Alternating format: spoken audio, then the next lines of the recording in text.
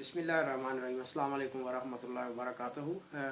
Correct English speaking and teaching के हवाले से मैंने पहले भी वीडियोस बनाई है।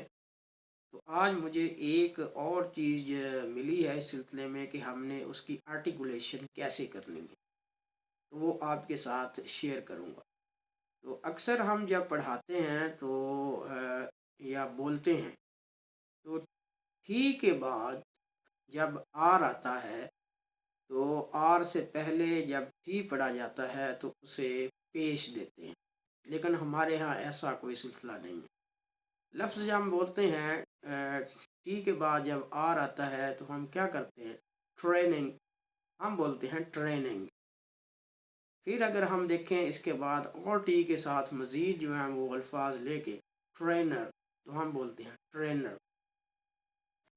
तो इस तरह और ले आए लफ्ज़ जो टी के बाद आर आता हो जिन अल्फाज में।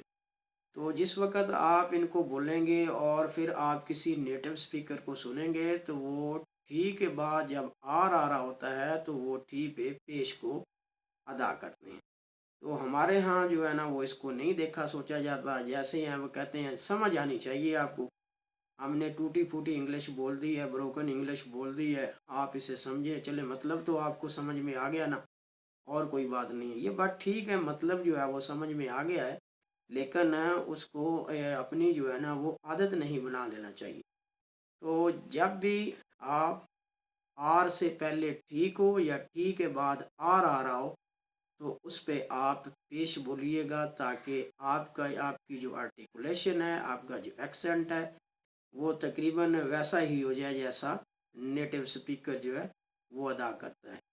तो यही एक बात थी, एक नई बात इसके अंदर कि आपके साथ शेयर करूं, ताकि कल को हमारी भी जो है ना वो स्पीकिंग और टीचिंग के अंदर कोई रिफाइनमेंट आ सके और हम भी किसी जो है ना मुकाम पे बोलें तो लोग कहेंगे आया वाकई जो है ना ये सही तरीके से पढ़ा रहा है या बोल रहा है। Thank you so much to listen and watch the video.